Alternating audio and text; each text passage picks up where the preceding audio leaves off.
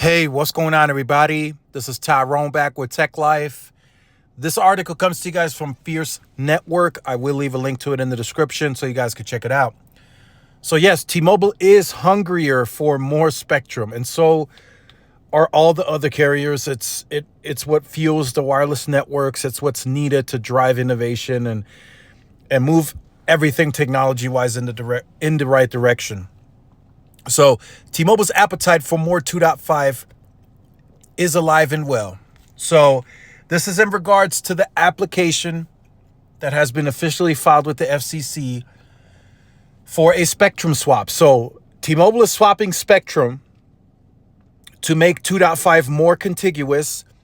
And now they're also swapping, from the video earlier, spectrum, millimeter wave spectrum with AT&T to get that more aligned with the holdings they have today. So AT&T is giving up 24 gigahertz to T-Mobile, and T-Mobile is giving up or swapping 39 gigahertz to AT&T. So that's a big deal in itself. Better propagation. I mean, it's not going to reach as far as mid-band, but it's still better than 39 gigahertz. So I don't know who agreed to that behind the scenes.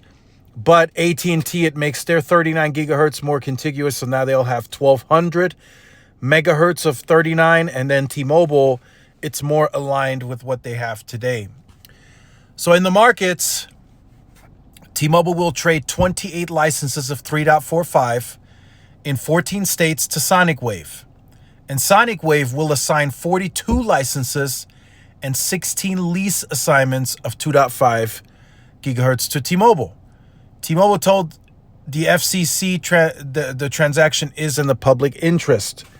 And they are right. In these markets where they gain more spectrum, where it gets more contiguous, it can open up more FWA slots where more people have choice now, especially that most of these licenses are in rural United States.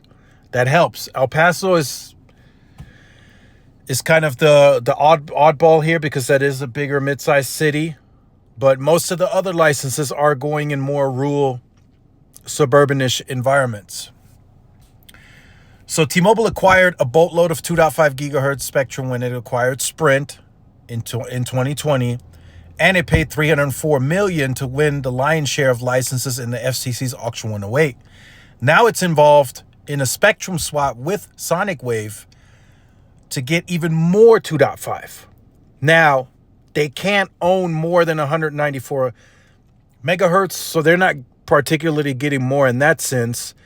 They're just getting more because it makes it more contiguous. So in my market, they would go from 80 megahertz to 194. That's around 110 or so more megahertz that they didn't have before.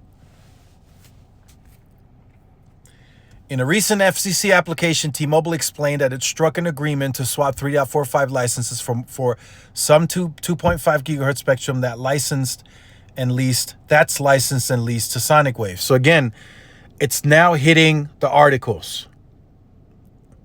So Sonic Wave and T-Mobile behind the scenes have already agreed on this. Just like T-Mobile and AT&T have already agreed to swap the millimeter wave licenses. The fact that a lead application for both is already with the FCC means both parties have agreed. Now they're just waiting on T-Mobile the FCC to approve the swaps.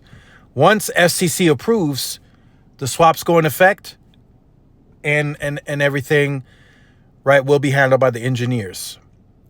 The millimeter wave side of things is probably a bit more complicated between AT&T and T-Mobile. There's going to have to be some equipment swaps, so that may take longer. But the spectrum swap between T-Mobile and Sonic Wave will be a quick thing. It'll almost be the same pace as how they did Auction 108. That's how quickly it will be deployed in the markets where it is more contiguous. They will make those changes.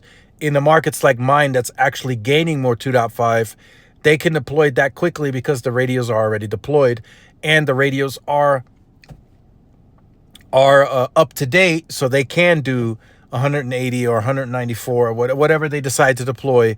The radios are capable to do it. So this is getting very interesting. T-Mobile is making moves.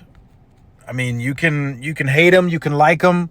They are making moves. They're swapping spectrum to make it more contiguous. They're swapping spectrum to make it more in line with what they offer today, or the spectrum holdings they have.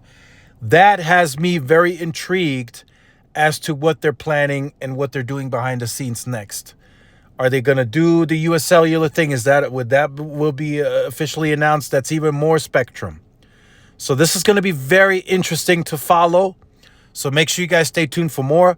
Like, share, subscribe if you're new. Follow my social media outlets. This is Tyrone with Tech Live. See y'all in the next one. Peace.